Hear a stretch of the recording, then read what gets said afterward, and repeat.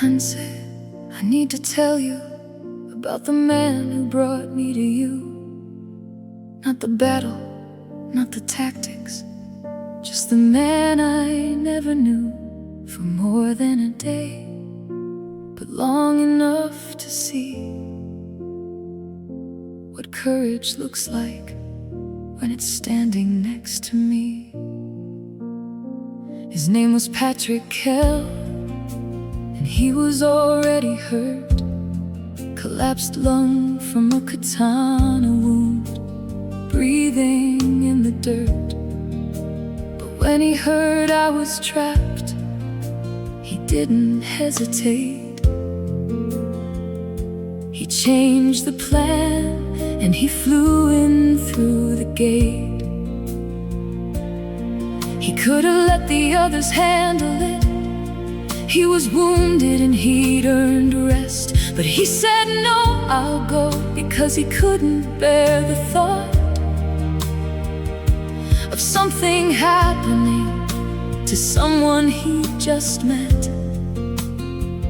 That's the kind of man he was, Hanse, I can't forget.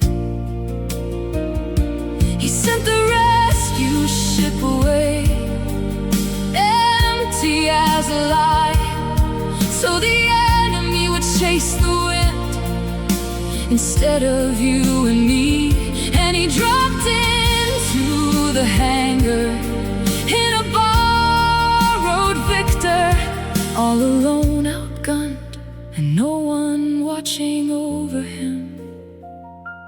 I didn't see the fight, I was hidden in the dark, but I heard the autocannon and I felt the ground come apart. Dan told me later what Patrick did, how he refused to fight the war hammer that was hunting him, how he turned his back on it, how he focused only on the Panthers, one by one, like he was trying to clear a path before his time was done. And when the reactor blew, he tried to eject, but the chair caught fire and the blast took him with it.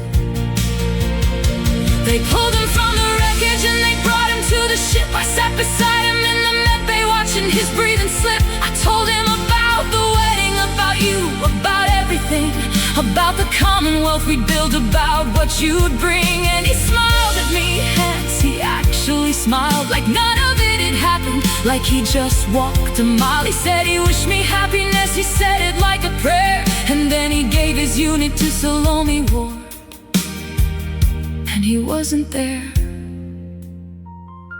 I've never told anyone how quiet the room became, how the med bay kept humming like nothing had changed, how I held his hand and it was still warm, and how the universe kept turning through that storm.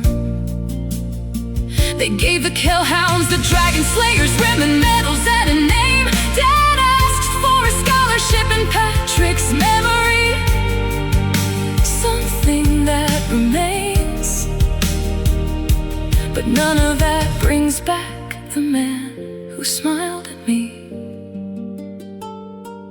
None of that fills the space where Patrick used to be.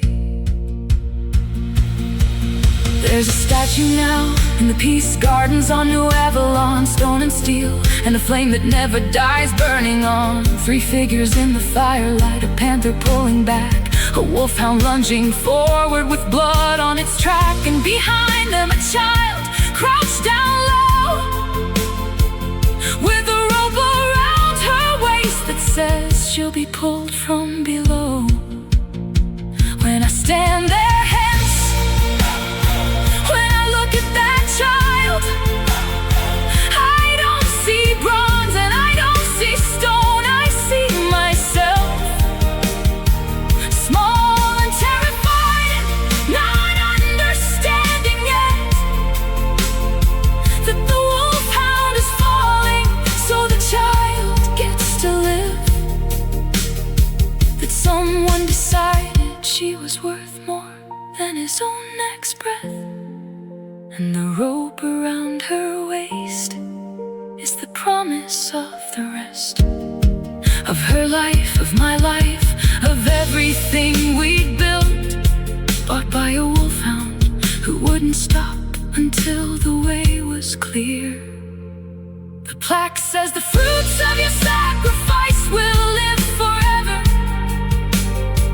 and I carry those fruits in my hands every time I stand beside you.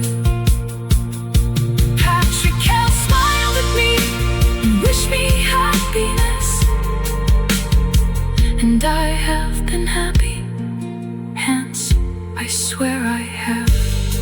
But I have never stopped being the child in that statue, and I have never stopped being grateful.